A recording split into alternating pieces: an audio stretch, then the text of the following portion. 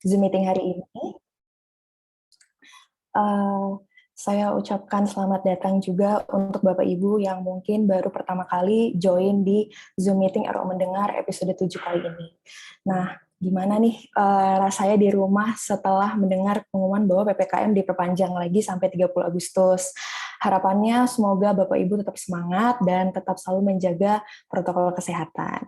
Gitu. Nah, untuk hari ini, RO Mendengar akan agak berbeda topiknya dari topik-topik sebelumnya, yang mana sebelumnya kita lebih membahas kepesertaan seperti edabu atau penonaktifan, dan juga kemarin sempat bahas Vaskes sama Mbak Wiwit, dan kali ini topik pembahasannya akan sedikit berbeda, yaitu dari BPJS 1, tapi tetap dari staf bidang kepesertaan dan pelayanan peserta. Gitu.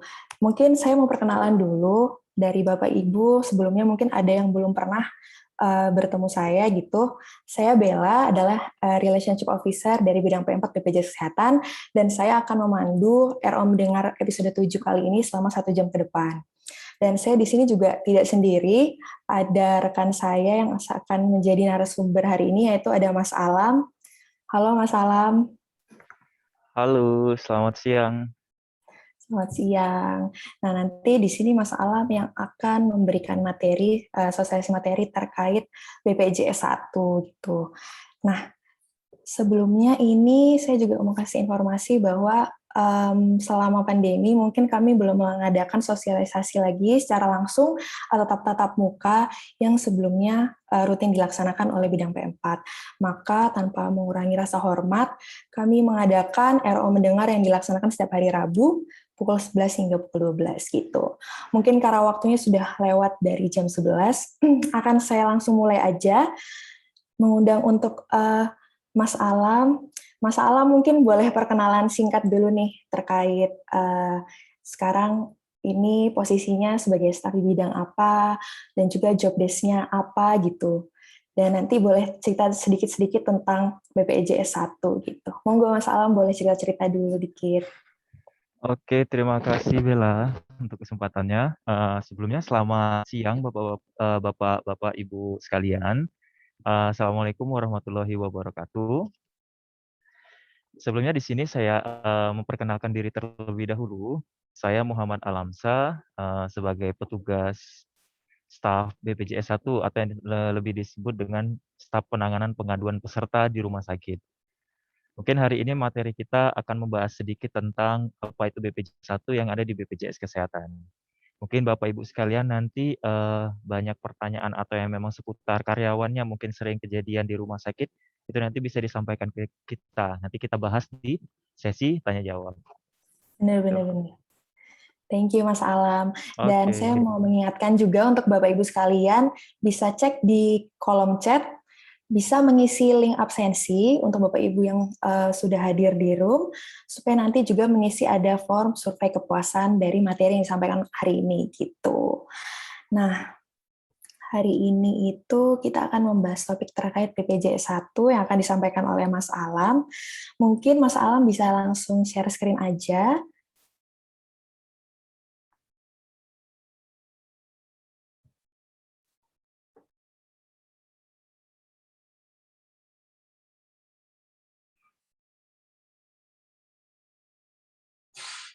Nah,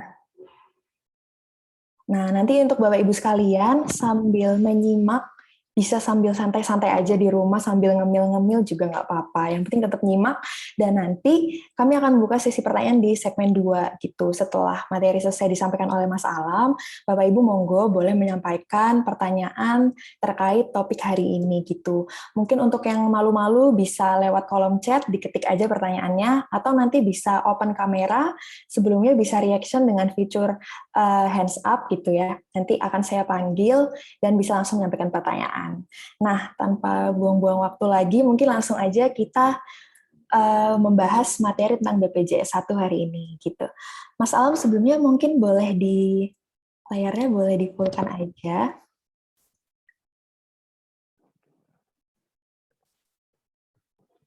Oke, gitu. Nah, nih Mas Alam terkait BPJS 1 itu kan BPJS siap membantu ya. Yap. Mungkin dari Bapak Ibu sendiri ini masih bingung sih terkait BPJS 1 itu apa gitu. Dan itu tugasnya dari bidang apa sih? Mungkin Bapak Ibu juga jarang dengar hal itu. Mungkin terfokus sama Idabu ya biasanya. Gitu. Mungkin langsung aja Mas Alam bisa menyampaikan terkait BPJS 1. Monggo. Oke, terima kasih Bella untuk kesediaan waktunya. Mungkin suara saya terdengar ya? Terdengar Mas. Oke. Baik Bapak Ibu sekalian, saya mohon izin saya akan menjelaskan sedikit tentang apa itu BPJS 1 yang ada di BPJS Kesehatan ya. Di sini saya sebagai staf penanganan pengaduan peserta di rumah sakit, mungkin Bapak Ibu yang sering karyawannya apa namanya ada masalah gitu ya, atau mungkin ada kendala saat periksa di rumah sakit, mungkin sudah pernah kontak sama saya gitu ya untuk apa namanya mengatasi permasalahan yang ada di rumah sakit. Mungkin di sini saya sharing sedikit tentang apa itu BPJS 1 yang ada di BPJS Kesehatan. Iya, jadi apa itu BPJS 1? Mungkin sebagian besar atau sebagian apa namanya peserta kita itu mungkin masih belum tahu tentang adanya BPJS 1 di BPJS Kesehatan, gitu ya Bella ya. Jadi BPJS 1 ini adalah singkatan dari BPJS Siap Membantu, yang mana merupakan program di BPJS Kesehatan untuk membantu peserta JKN-KIS dalam mendapatkan pelayanan kesehatan di rumah sakit. Jadi kita di sini akan membantu semaksimal mungkin keperluan dari peserta kita, apalagi yang untuk mendapatkan pelayanan di rumah sakit. Selanjutnya BPJS 1 itu adalah petugas kita, petugas seperti saya sendiri P3RS di BPJS Kesehatan yang akan membantu peserta dalam mendapatkan informasi maupun menyampaikan keluhan terhadap pelayanan kesehatan yang didapatkan di rumah sakit. Mungkin sekelas tentang BPJS 1. Jadi BPJS 1 ini adalah singkatan Bapak Ibu sekalian, yaitu BPJS Siap Membantu. Nah, oke. Oke, lanjut ya Bel ya. Lanjut, Mas. Oke. Manfaat apa yang apa namanya bisa kita dapatkan dengan adanya BPJS 1? Kemudian di mana sih kita bisa mengetahui adanya BPJS 1 itu? Yang pertama ini adalah BPJS 1 ini adalah rebranding dari PPRS. Dulunya kita disebut P3RS atau BPJS Kesehatan 1 ini. Jadi kita di rebranding lebih ke arah biar kita lebih menonjol untuk membantu peserta JKN kita di rumah sakit. Manfaat apa yang mungkin Bapak Ibu sekalian bisa dapatkan, yaitu untuk yang pertama memudahkan dalam melaporkan informasi dan penyampaian keluhan yang diterima saat pelayanan di rumah sakit. Itu. Jadi kalau misalnya ada kendala bisa dilaporkan ke kita. Kemudian juga memudahkan saat meminta informasi melalui telepon. Jadi kita yang memang tidak ada pada saat pelayanan di rumah sakit, peserta dapat melakukan pengecekan data melalui petugas yang ada di rumah sakit, kemudian nanti akan dikoordinasikan ke kita, jadi tidak perlu harus datang ke kantor. Jadi akan menghemat waktu juga daripada harus bolak-balik ke kantor gitu ya. Kemudian Bapak Ibu sekalian mungkin belum tahu juga, mungkin belum jarang dan alhamdulillah mungkin tidak pernah ada apa namanya, pelayanan di rumah sakit. Tapi misalnya nanti ada kejadian yang dibutuhkan untuk apa namanya, periksa di rumah sakit, Bapak Ibu sekalian bisa nanti menemukan kita, itu sudah kita pasang di 10 titik yang ada di rumah sakit. Yaitu kita nanti menggunakan seragam atau nanti akan kita ubah juga yang nanti menggunakan rompi khusus. Jadi nanti kita menggunakan rompi yang warnanya orange gitu Bapak Ibu ya. Kemudian 10 titik lokasi seperti pendaftaran, ruang tunggu poliklinik, ruang apotik, ruang pendaftaran rawat inap dan juga di IGD. Jadi kalau ada kendala bisa langsung laporkan. Lanjut ya Bel ya. Oke, yang keempat, bagaimana cara menghubungi petugas BPJS 1? Bagaimana mekanisme pelaporan ketika berada di rumah sakit? Jadi Bapak Ibu sekalian jangan ragu untuk menyampaikan setiap keluhan yang ada. Jadi bisa menghubungi kita kapanpun. Jadi di setiap rumah sakit kita sudah tertera, poster kita sudah seperti gambar caleg Bapak Ibu sekalian ya, yang kanan dan kiri. Jadi di sini nanti Bapak bisa lihat di bawahnya ada nama, kemudian ada nomor handphone kita. Jadi jangan ragu untuk menyampaikan setiap informasi yang diminta ataupun keluhan kepada kita. Kita siap membantu kapanpun keperluan dari peserta JKN-KIS. Kemudian mekanisme pelaporan. Kalau misalnya ada informasi atau apa namanya keluhan yang mau disampaikan, bisa langsung ke petugas rumah sakit terlebih dahulu, kemudian nanti akan dicatat di aplikasi. Aplikasi kita namanya ada SIPP, kemudian nanti dari petugas rumah sakit bisa langsung koordinasi ke kita. Jadi peserta tidak perlu harus bolak-balik, cukup di rumah sakit saja. Atau mau punya langkah yang lain juga boleh, bisa langsung menelpon ke kita kapanpun, yang kita tidak sedang onsite. Jadi kita bisa muter kemana-mana, kita mobile, nanti langsung kita koordinasikan ke tim rumah sakit. Kemudian penyampaian keluhan di rumah sakit dapat disampaikan di bagian mana? Ini mungkin yang Bapak Ibu sekalian atau teman-teman di sini yang mungkin jarang ya tahu atau mungkin tidak pernah juga melaporkan. Jadi sesuai dengan peraturan Presiden nomor 82 tahun 2018 tentang jaminan kesehatan, yaitu semua pelayanan kesehatan itu wajib menyediakan unit pengaduan yang dikelola secara bersama-sama atau sendiri oleh fasilitas kesehatan dan BPJS Kesehatan. Jadi, kalau ada kendala atau mungkin ada informasi atau keluhan yang mau disampaikan, boleh kapanpun disampaikan ke petugas rumah sakit, karena di sana nanti sudah tersedia unit pengaduan di rumah sakit. Kemudian, peserta JKN KIS ini masih ada yang sering ditagihkan iuran oleh rumah sakit. Kemudian harus melapor ke mana, gitu ya. Ini sering terjadi di berbagai rumah sakit. Kemudian apakah iuran ini bisa kita kembalikan? Apakah peserta bisa dapat kembalian uangnya tadi? Jadi di sini harus kita pastikan Bapak Ibu sekalian, kalau kalau kita temukan adanya iur biaya dari peserta ataupun nanti dari karyawan kita, dari keluarga, dari teman yang sedang mendapatkan pelayanan kesehatan di rumah sakit, itu nanti jangan ragu untuk melaporkan kejadian tersebut. Jadi alangkah lebih baiknya di saat kejadian yang memang ada istilahnya ketidaksesuaian, monggo silakan dilaporkan segera. Karena itu akan mempermudah kita untuk tindak lanjut ke rumah sakit. Kalau masih ada ketidaksesuaian, peserta melaporkan kejadian BJ1 via telepon melalui yang poster yang sudah terpasang. Kemudian lanjut ke rumah sakit. Nanti kita akan lakukan koordinasi untuk menyelesaikan masalah, supaya nanti permasalahannya bisa diselesaikan di dalam waktu SLA yang sesuai. Nah, kasus di atas ini mungkin sering terjadi, tapi dalam hal ini kita harus memastikan Bapak Ibu sekalian. Tidak bisa kita langsung bisa bilang kalau misalnya uangnya bisa kita kembalikan tanpa harus melalui proses pengecekan. Di sini ada dua hal yang harus kita pastikan. Yang pertama, apabila pelayanan kesehatan yang didapatkan peserta JKN KIS sesuai dengan prosedur dan tidak adanya pelayanan atau tindakan atas permintaan sendiri dan sudah sesuai dengan pelayanan hak kelas peserta, maka RS wajib mengembalikan iuran biaya kepada peserta tersebut. Itu harus segera dikembalikan. Terkecuali yang nomor 2, apabila pelayanan kesehatan yang didapat peserta jika NKIS tidak sesuai dengan prosedur seperti adanya permintaan pelayanan atau tindakan atas permintaan peserta sendiri dan adanya naik kelas dari kelas yang seharusnya.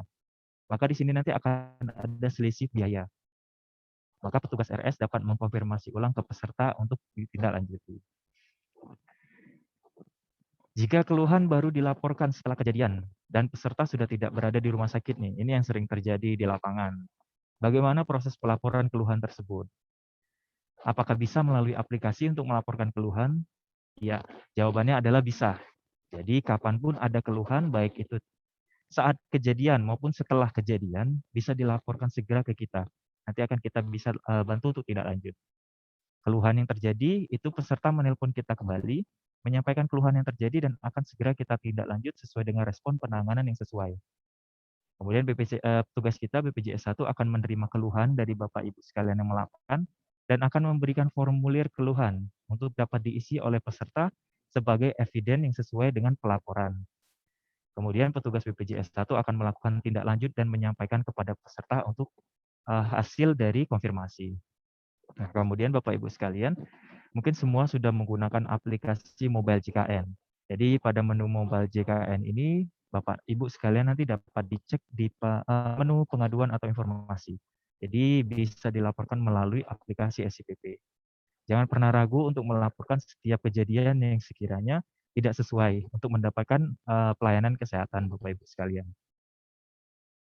Nah, di sini mungkin saya kasih perhatian sedikit Bapak Ibu sekalian ya. Pada saat akan rawat inap di rumah sakit, mungkin petugas RS akan memberikan inform konsen, surat pernyataan yang akan diberikan terkait penjaminan oleh BPJS Kesehatan.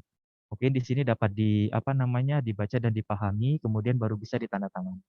Karena nanti di sana ada hal-hal penting yang mungkin wajib dibaca terlebih dahulu untuk setelahnya ditandatangani. Kemudian Apabila ada hal-hal yang tidak dipahami agar dikonfirmasikan kepada petugas RS, baik itu petugas RS yang ada di sana maupun dari petugas BPJS 1. Yang terakhir, saya tekankan kembali, jangan ragu untuk bertanya kepada petugas BPJS 1. Karena di sini BPJS siap membantu kapanpun peserta JKN Case untuk mendapatkan pelayanan di rumah sakit. Iya, terima kasih. Mungkin itu Bella dari saya terkait BPJS 1. Siap-siap, terima kasih Mas Alam untuk share screen materi terkait BPJS 1 hari Oke, ini gitu. Nah, ada beberapa hal yang mungkin akan saya tanyakan nih sama Mas Alam. boleh. Nah, terkait yang tadi itu ketika peserta masih ditagihkan iuran, Ya, padahal misalnya di awal sudah deal bahwa memang ini semua tercover oleh BPJS gitu. Dan oke. mungkin dari rumah sakit ini menyampaikan ini ada yang beberapa obat atau vitamin mungkin yang tidak di-cover oleh BPJS, maka Bapak Ibu atau peserta harus membayar yang tidak di-cover tersebut. Seperti itu apakah pernah terjadi atau gimana? Oke, Bella, ini pertanyaan bagus ya. Mungkin nanti ke depan kalau misalnya terjadi hal yang serupa ini mungkin bisa diantisipasi ya.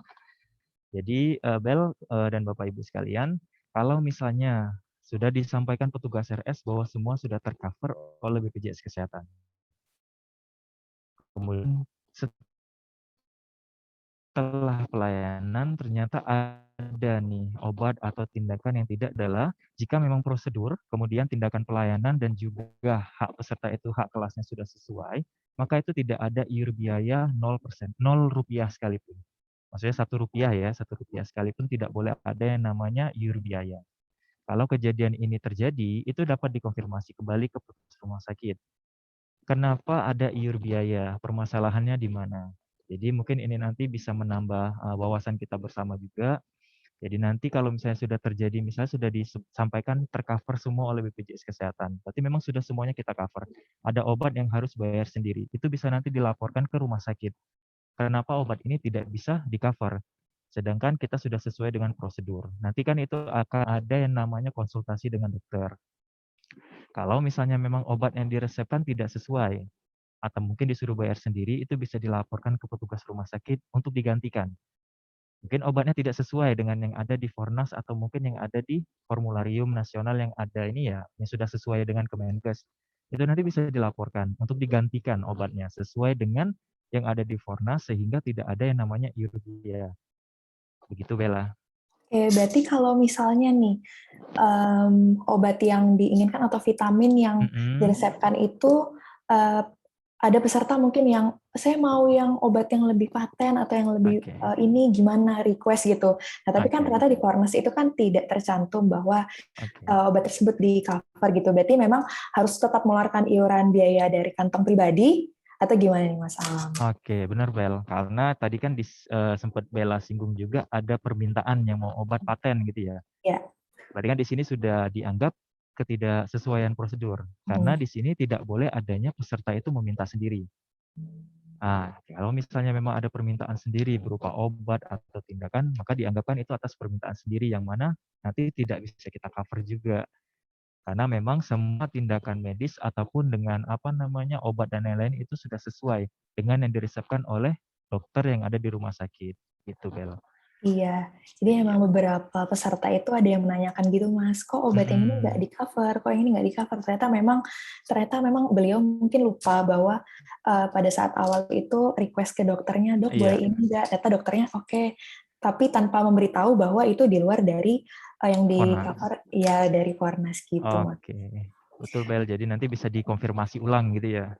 Iya. Ah, Oke, nanti untuk Bapak Ibu sekalian yang bisa menyimak dan bisa mencatat mungkin supaya nggak lupa bahwa memang di luar dari Fornas itu nanti merogoh kocek sendiri gitu. Jadi iya, sudah sesuai dengan dari obat-obatan yang sudah dari awal konsultasi dokter dan iya. itu nanti kalau misalnya sesuai ya tidak sesuai permintaan sendiri nanti ya 0 rupiah ya Mas. Iya, betul. Tidak boleh ada yang namanya biaya sedikitpun.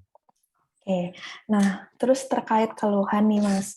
kan tadi yang nomor 9 nih, jika keluhan baru dilaporkan setelah kejadian dan peserta sudah tidak berada di RS, proses laporan keluhan gimana? Nah, ini kalau misalnya yang bersangkutan itu atau peserta lupa untuk melakukan pengaduan ke rumah sakit atau ke PIPP gitu. Nah, itu apakah ada maksimal pengaduannya atau ada maksimal waktu gitu? Atau misalnya bulan lalu sakit, bulan depan baru pengaduan, itu tetap bisa atau udah nggak diterima gitu?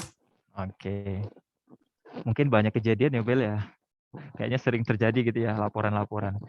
Kalau dari kita sendiri sih, keluhan itu kapanpun boleh masuk ke kita, Bel. Keluhan itu mau dia sudah lama atau enggak, yang penting dilaporkan ke kita dan ada eviden, pasti kita terima keluhan itu dan kita tindak lanjuti. Jadi kita tidak ada yang namanya pembatasan keluhan itu kapan aja, enggak ada.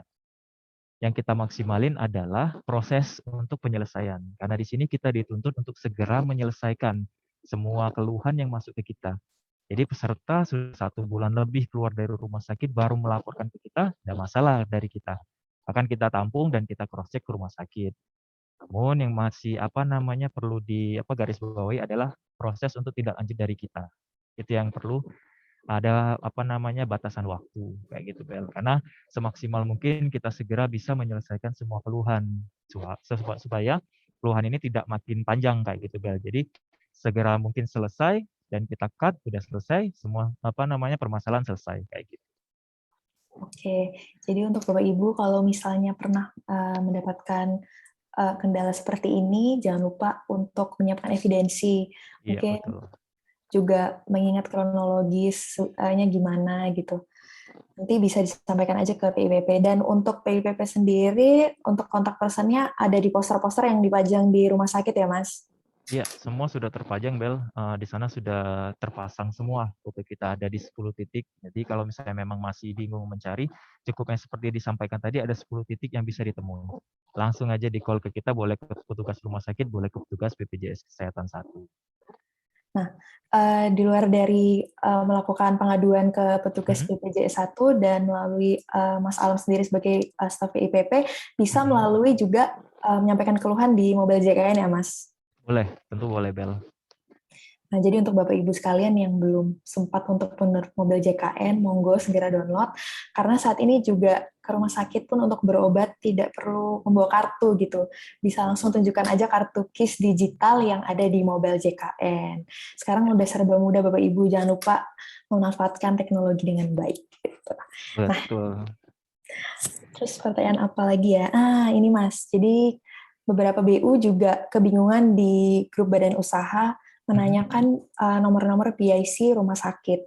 Nah, itu bisa didapatkan di mana ya, Mas? Apakah bisa untuk nomor-nomor PIC rumah sakit tersebut bisa menanyakan ke tim PIPP, BPJ1 atau gimana? Oke. Kalau bingung ya, Bel ya tadi ya, mungkin menemukan nomor kontak person kita ya, Bel ya. Untuk kontak person PIC rumah sakit, Oh, Mas? PICRS. Yes, Oke. Jadi kalau misalnya ini nanti bisa kita share, Bel. Nanti kan kita ada kolom Excel sendiri gitu ya, data sendiri. Itu nanti bisa kita share semua kepada usaha juga supaya nanti memudahkan dalam pelaporan. Nanti semuanya ada, nanti kita share. Jadi bisa di-save mungkin dari Bapak Ibu sekalian dari badan usaha untuk menjaga-jaga kalau misalnya kejadiannya di rumah sakit mana sudah ada PIC dan sudah nomor teleponnya kayak gitu. Nanti kita share semua boleh, Bel. Oke, karena ada beberapa PIC badan usaha nih Mas yang chat di grup badan usaha terkait boleh tahu nggak PIC RS ini di apa nomornya berapa Iya. gitu. Nanti Oke. berarti di-share aja ya Mas di grup ya. Boleh, Bel. Karena Oke. memang itu penting banget kan untuk konfirmasi ya antara PIC dan juga HRD gitu ya, Bel ya. Ya, benar-benar Mas. Iya. Oke. Nah, ini tidak terasa sudah 10 pertanyaan dan 10 materi yang disampaikan oleh Mas Alam.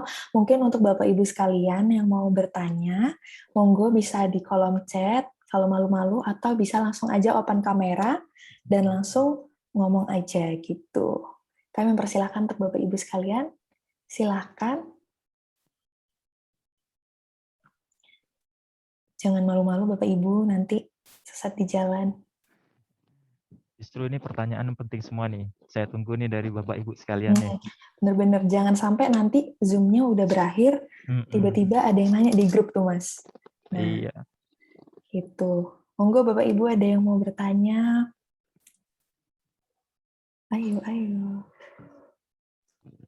Mungkin yang karyawannya sering kejadian mungkin ya Bel ya, kartunya Iya, iya, iya, nonaktif iya. atau apa itu boleh disampaikan supaya nanti kan tidak lanjut ke depannya lebih mudah kayak gitu Bel. Iya, iya, benar-benar Iya. benar, Mas.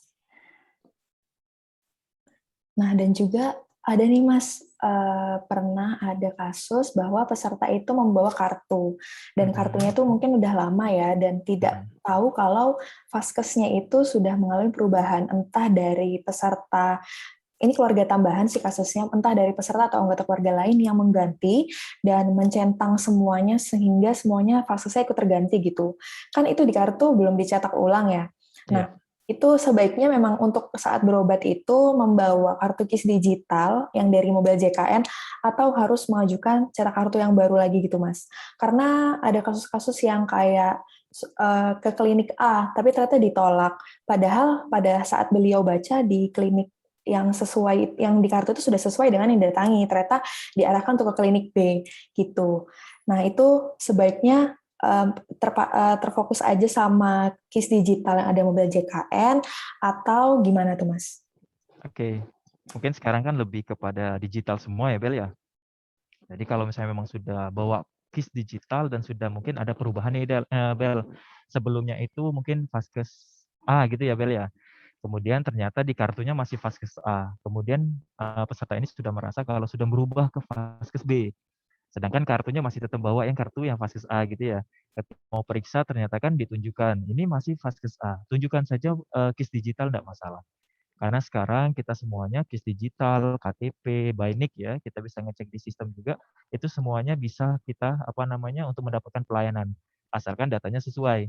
Jadi ya, jadi enggak perlu bawa kartu fisik sekalipun. Kalaupun memang nanti masih kejadian nih di lapangan, sudah bawa KIS digital, tapi masih diminta untuk kartu asli ataupun fotokopi, itu boleh nanti disampaikan saja. Kalau sekarang KIS digital sudah bisa kayak gitu. Iya, karena kan mungkin yang bersangkutan itu tidak tahu kalau anggota keluarganya itu mengganti vaskesnya gitu, Mas. Betul. Nah, ternyata yang di kartu udah tidak sesuai gitu. Iya.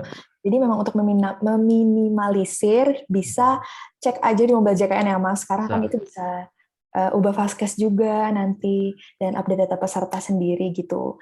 Jadi mungkin untuk Bapak Ibu sekalian jangan lupa untuk download mobil JKN karena nanti kalau misalnya ada kesalahan dari kartu bisa langsung bikin case digital aja, khususnya dari vaskesnya gitu. Mungkin vaskesnya tiba-tiba terjadi perubahan dan lain sebagainya. Nah, ternyata ini ada yang hands up nih, Mas, dari Ibu Boleh? Dewi Taroreh. Monggo Ibu boleh open cam dan langsung ya. Pertanyaannya apa? Ya, terima kasih. Ada beberapa pegawai di badan usaha kami. Kemudian dia mau waktu itu kan pindah. Pertama anak-anaknya itu ikut orang tuanya. Yang terdaftar di sini adalah mamanya. Nah, kemudian si anak ini dimasukkan di mandiri gitu loh. Ternyata dia masuk di kelas 3. Dari kelas 3 itu dari kelas 3 itu ternyata kami sudah urus itu. Ternyata dia di debit gitu loh. Mamanya itu di debit. Jadi diambil untuk iurannya. Nah, saya kemarin sudah urus itu di BPJS katanya bahwa itu tidak masuk di BPJS karena dibayar langsung oleh pemerintah karena kelas 3. Itu bagaimana ya? Kronologinya apakah yang sudah auto debit itu bisa ditarik ataukah tidak? Mohon keterangannya gitu. Terima kasih. Monggo Mas Alam. Oke, langsung jawab aja ya. Iya. Iya, Bu, saya ulangi dulu ya. Mungkin pertanyaan tadi Ibu menyampaikan kalau karyawan ya, Bu ya? Iya, karyawan yang ada didaftarkan kelas 3 juga ya, gitu ya? Iya, betul. Kalau karyawannya yang di badan kami itu Iya, masuk kelas dulunya 2. kelas 3. Kelas 2. Iya, dari keluarganya berarti ya, Bu ya? Iya, betul. Iya, jadi sebelumnya kan peserta mandiri gitu ya Bu ya, yang terdaftar pernah terdaftar sebagai peserta mandiri. Kenapa? Setelah dicek peserta PBI, benar Bu ya? Iya, Iya, setelah dicek peserta PBI ini terauto debit, begitu kan Bu ya? betul.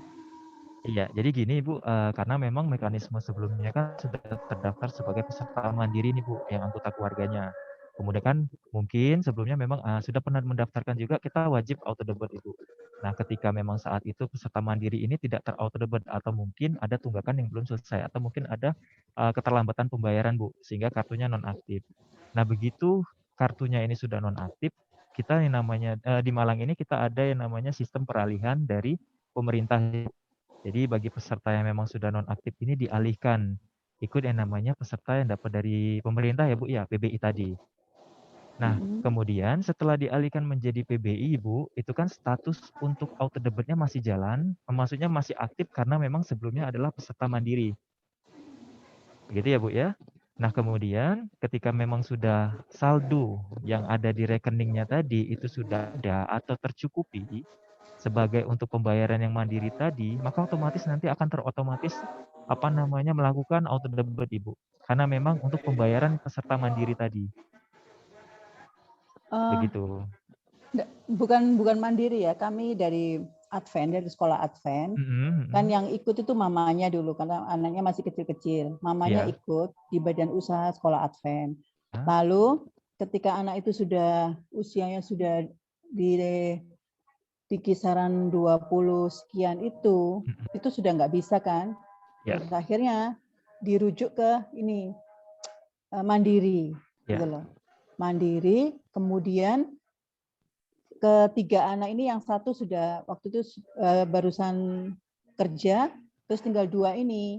Nah, dua ini setelah ditelusuri ternyata dia ambil yang kelas 3. Kelas 3. Ya, jadi nah mamanya itu waktu itu ditanya, nggak bisa ini harus dibayar pakai auto debit di BNI. Nah, itu mulai tahun 2000 berapa itu ya? Udah lama masih itu karena mamanya pas mau ambil uang, loh, uangku kok nggak ada gitu loh. Iya. Jadi kan agak repot gitu. Jadi Mohon maaf Bu, sepertinya sinyalnya agak... yang ingin saya tanyakan, apakah sudah kami bayarkan di BPJS-nya adaannya atau pembayarannya sampai bagaimana saya nggak tahu. Soalnya kemarin tuh dari BNI diputuskan gini Bu, bilang ke BPJS harus diputus dulu supaya nggak auto debit gitu loh. Itu aja Mas. Iya Ibu. Yang seperti saya sampaikan tadi mungkin terauto debitnya karena tadi ya Bu ya, karena sudah lebih dari umur 21 kan kemudian dialihkan Betul. mandiri ya Bu ya. Iya. Nah, ketika dialihkan mandiri ini kan mungkin sudah lama juga dialihkan dan memang mungkin ada keterlambatan pembayaran yang seperti saya sampaikan tadi Bu ya. Mungkin sudah lama ini mungkin bisa kita lakukan cross check dulu Bu Kalau untuk nomor terlambat kartu. enggak Mas, soalnya Oh, enggak terlambat. enggak pernah, soalnya kan itu dari badan usaha sekolah, jadi Oke. rutin kita bayarnya. Iya, kalau misalnya gini Bu, ini mungkin nanti bisa dilakukan cross check lebih lanjut Bu, karena mungkin enggak bisa juga kalau misalnya otomatis auto debit tanpa adanya tunggakan. Kayak gitu Bu. Oh, Jadi, ya. otomatis bank ini atau auto debit ini kepotong itu asalkan memang ada yang namanya tunggakan Bu. Jadi tidak langsung dipotong sendiri tanpa tidak ada tunggakan. Jadi dari auto debit itu pasti akan memotong ketika memang peserta ini sempat ataupun sebelumnya masih ada tunggakan yang belum dilunasi. Seperti itu Bu. Dipotongnya setiap bulan itu Mas? Kalau untuk potongan setiap bulan sekarang sudah menjadi peserta PBI itu tidak dilakukan pemotongan Bu dari auto debit. Kita pastikan tidak ada pemotongan. Yang dipotong adalah ketika waktu sebelumnya menjadi peserta yang memang masih mungkin ada tunggakan yang belum dibayarkan. Itu saja. Oke. Mohon maaf Iya. ya Mas ya. Ini sudah saya cross check kan. Boleh. Di buku tabungannya itu memang setiap bulan ada potongan. Pertama yang 3 anak itu 200 sekian. Iya. Kemudian sekarang tinggal 2 itu 70.000. Per 2 anak itu 70.000, baru yang Agustus kemarin tinggal 35 gitu loh. Iya. Berarti itu pemotongan setiap bulan gitu maksudnya.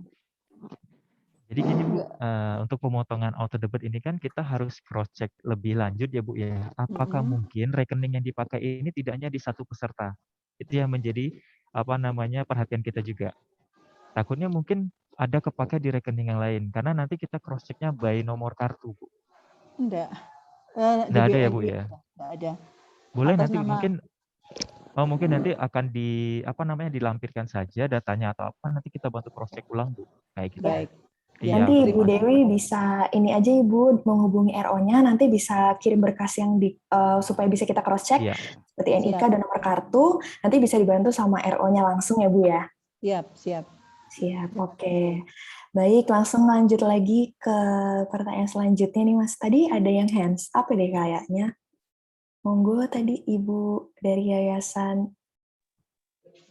Nah, Ibu Dewi, Ya, tadi. ya, monggo Ibu. Ini sebenarnya saya yang mengurusi BPJS di yayasan saya. Nah, ini terus terang saya masih awam dan ini saya menampung beberapa pertanyaan dari teman-teman yang yang beberapa akan didaftarkan, akan diikutkan BPJS di BU gitu. Nah, ini salah satu pertanyaannya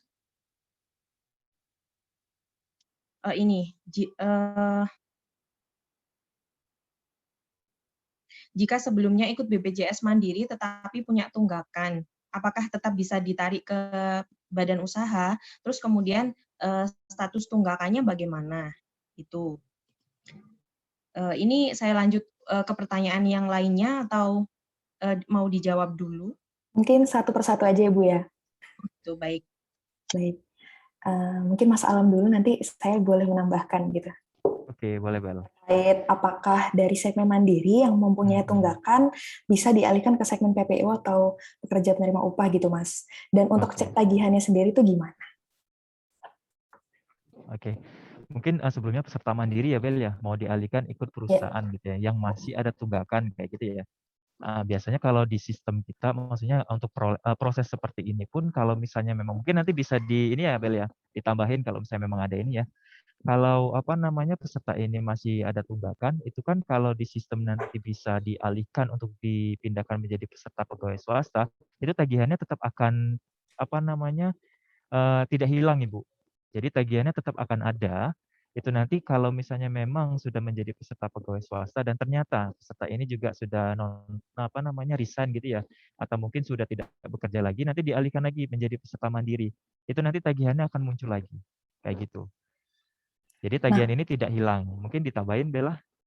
Kalau misalnya sebelum dialihkan ke segmen PPU atau badan usaha, diarahkan dulu untuk melunasi tunggakan, itu gimana Mas? Karena kan nggak mungkin untuk PPU atau untuk badan usahanya membayarkan tunggakan dari segmen mandirinya tersebut kan? Iya, betul. Itu gimana? Apa bisa dilunasi dulu, terus dialihkan, atau seperti yang Mas Alam tadi bilang itu?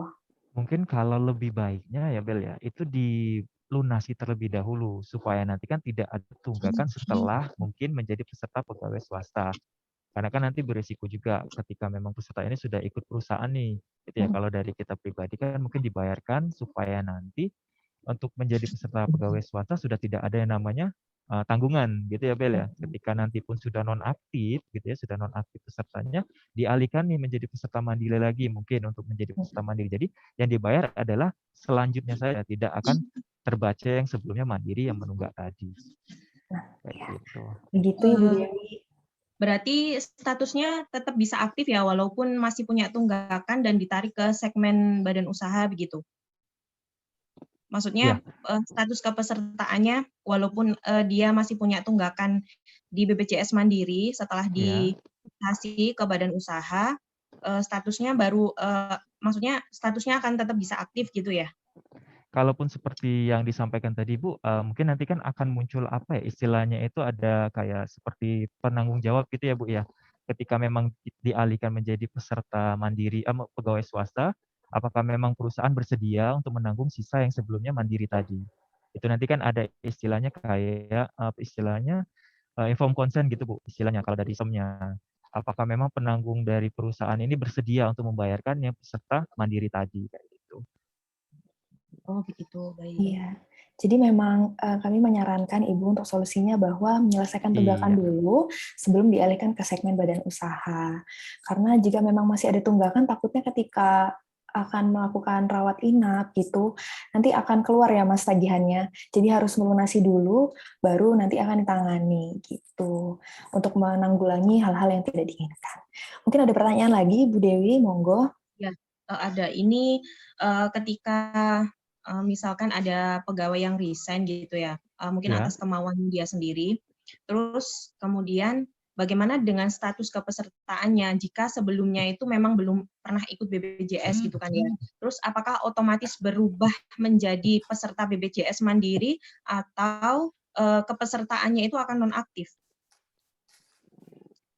Iya, saya langsung tanggapi ya Bu ya. Iya Bu, mungkin ini sering juga penyampaian dari mungkin juga karena baru seperti yang Ibu sampaikan tadi Bu ya. Betul. Kalau misalnya dari pegawai swasta sudah resign gitu ya Bu ya, sudah nonaktif. Apakah itu otomatis atau tidak langsung menjadi peserta mandiri? Kalau dari BPJS Kesehatan bisa menyampaikan itu tidak bisa langsung menjadi peserta mandiri Bu.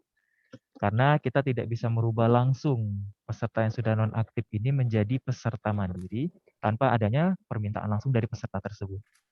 Jadi otomatis nanti sampai dengan akhir dinonaktifkannya kartunya nonaktif Ibu. Iya, jadi tidak akan ada yang namanya tagihan lagi setelah dinonaktifkan. Gitu. Nanti baru dialihkan kembali setelah memang ada permintaan dari peserta sendiri. Oh begitu, baik. Iya. Ada pertanyaan lagi? Boleh Bu?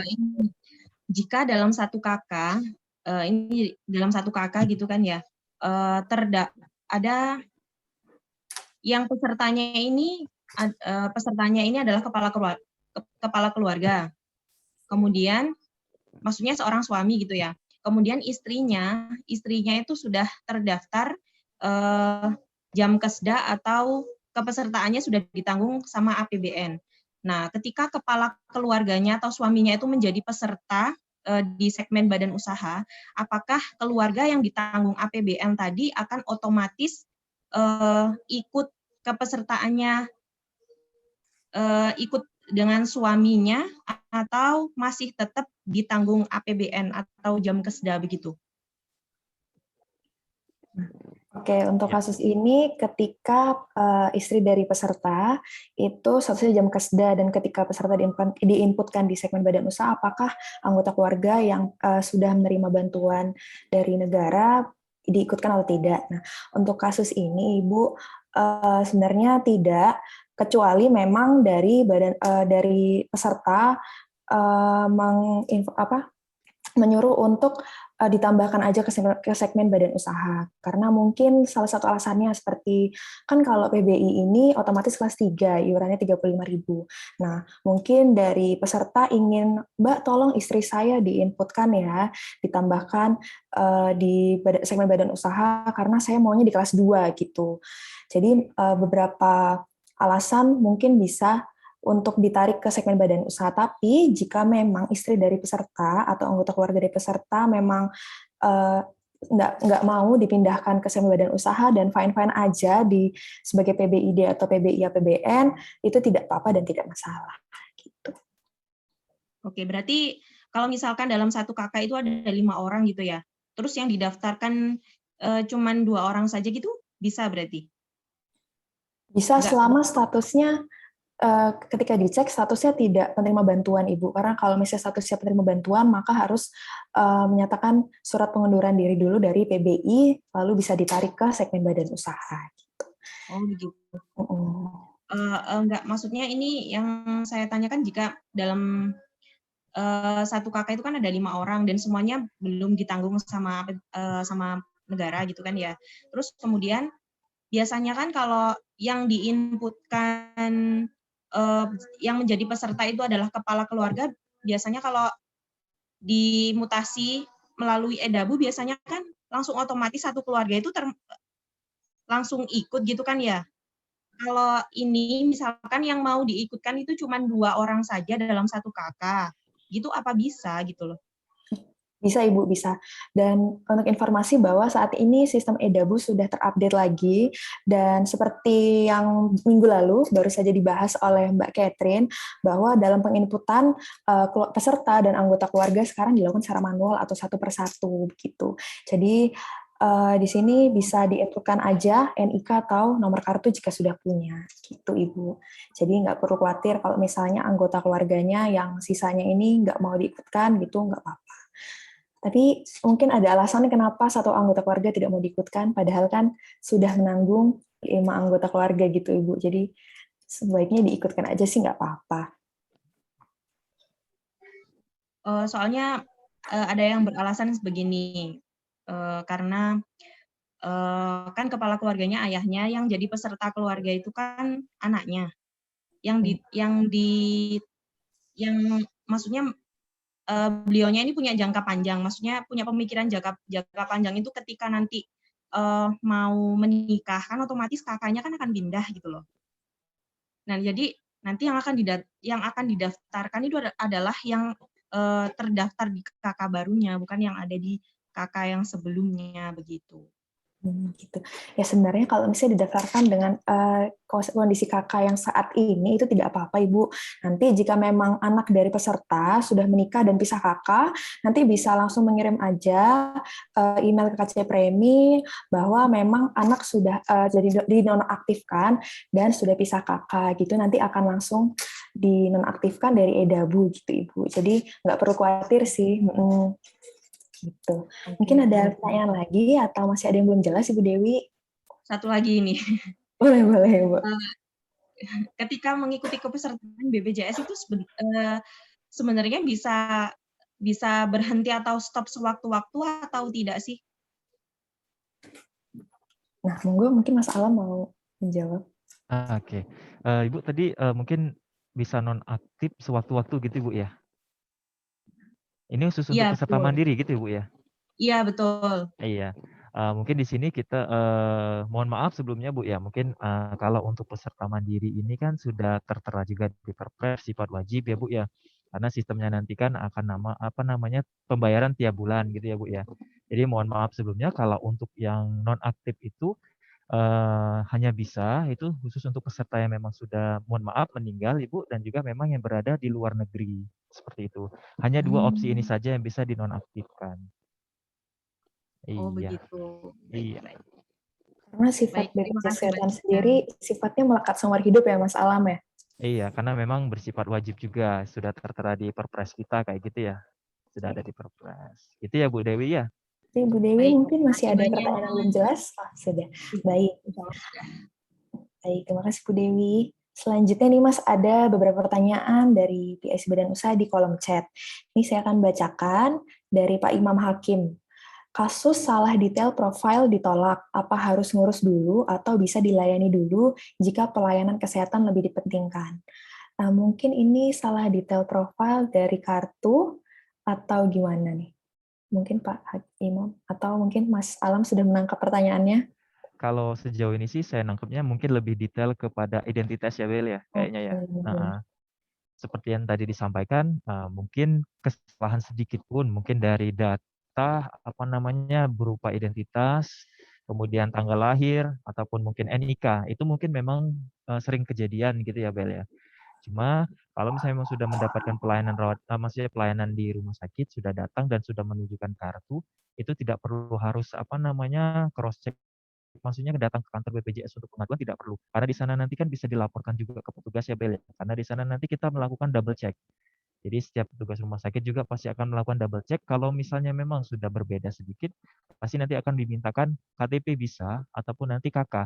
Supaya nanti kan dicek ulang ya Bel ya.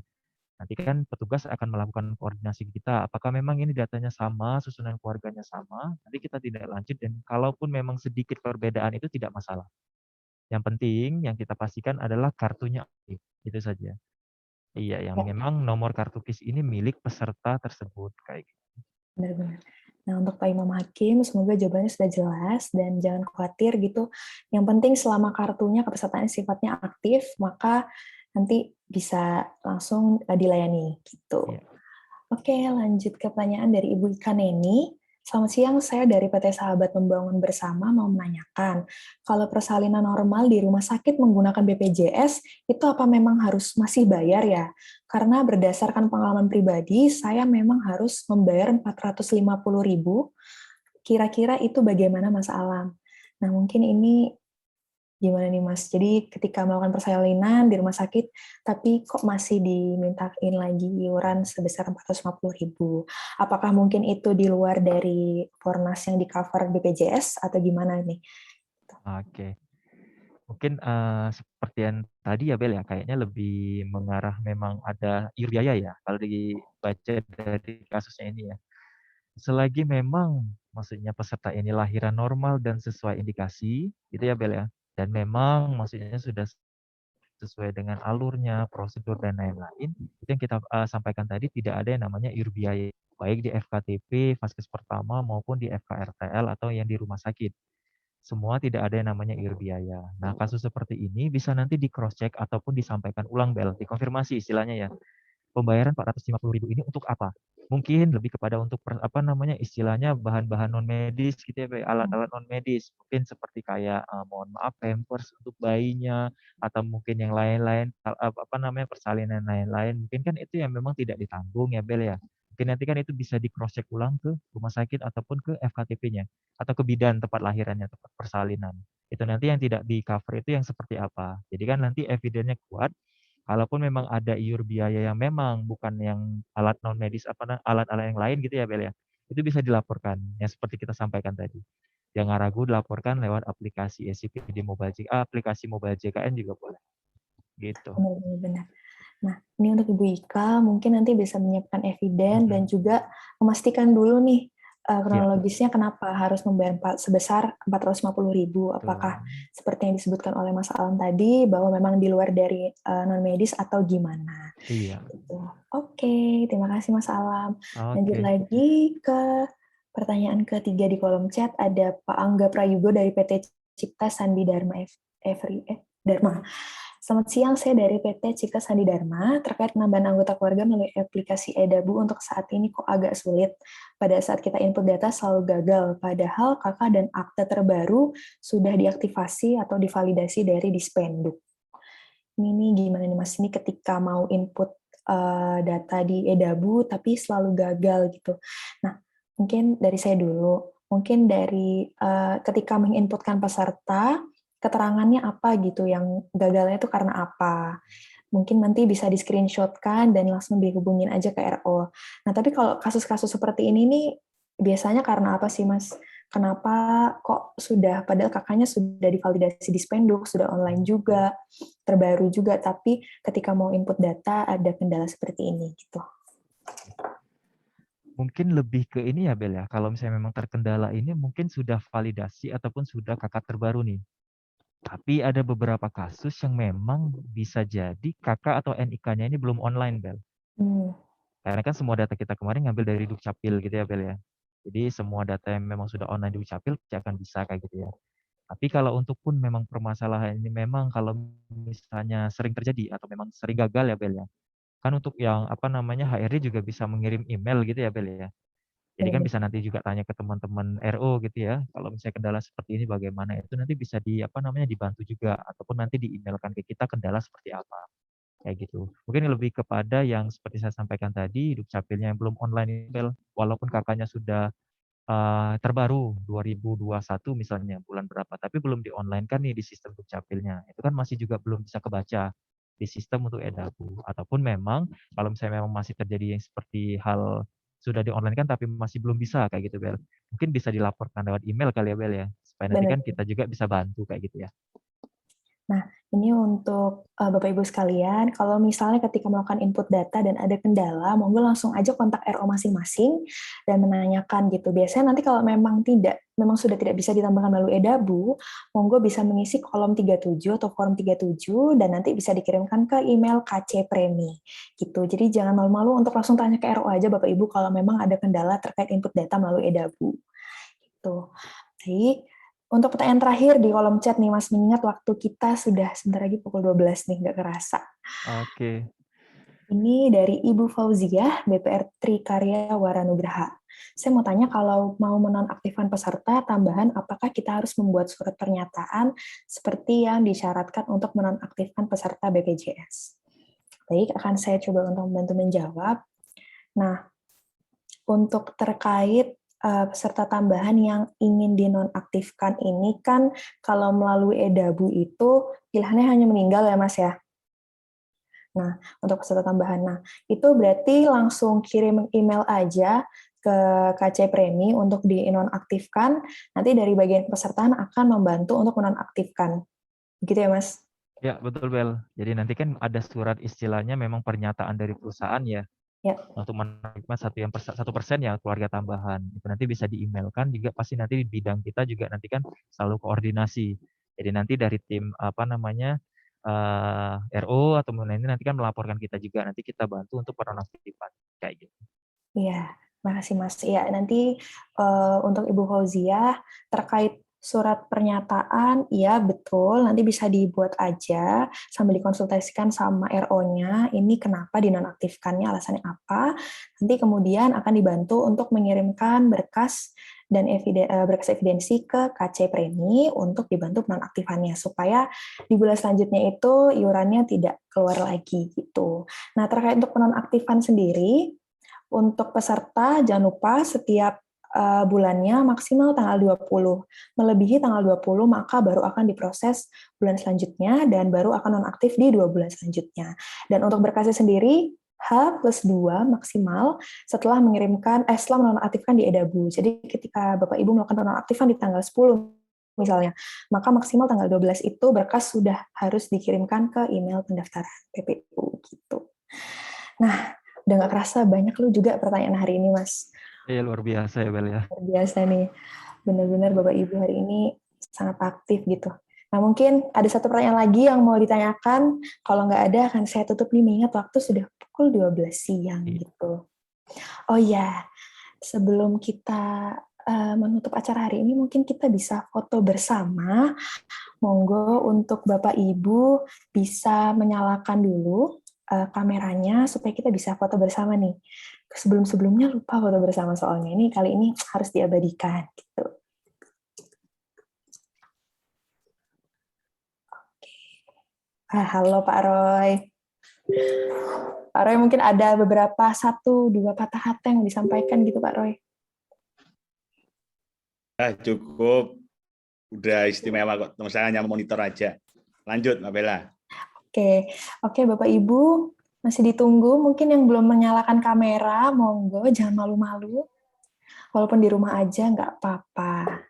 Kita foto bersama nih. Biar nanti yang di grup juga lihat, wah yang ini aktif ya, saya jadi pengen ikut gitu. Supaya minggu depan lebih banyak lagi yang mau ikut. Oke, mungkin langsung menambah aja. wawasan ya Bel ya. Iya, benar banget nih Mas. Supaya nanti pertanyaan-pertanyaan yang sudah disampaikan di RO mendengar itu sudah dipahami dan tidak ada pertanyaan-pertanyaan lagi gitu. Oke, mungkin langsung aja kita foto. Silahkan bergaya, monggo Bapak Ibu jangan malu. Oke, saya hitung dari 1, 2, 3. Oke, lagi 3 kali ya Bapak Ibu ya. Yang kedua, 1, 2, 3. Siap. Terakhir. Berikan senyum terbaik nih Bapak Ibu walaupun di rumah aja. 1, 2, 3. Oke. Terima kasih banyak untuk Bapak Ibu PIC Badan Usaha yang boleh meluangkan waktunya mendengarkan sosialisasi materi dari Mas Alam. Ini tamu yang datangkan jauh-jauh dari lantai 1 BPJS Kesehatan ya. Ini narasumber spesial gitu. Iya, terima kasih ya Bel ya. Terima kasih Bapak Ibu ya.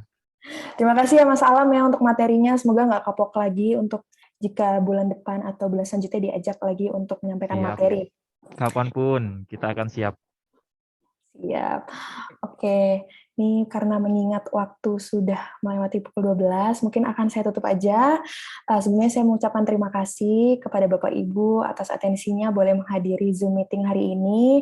Semoga apa yang sudah disampaikan oleh narasumber atau Mas Alam hari ini bisa dipahami dan bisa dimengerti gitu. Dan mohon maaf untuk pertanyaan yang mungkin belum dibacakan atau yang masih belum terjawab, monggo nanti bisa langsung follow up aja RO-nya gitu.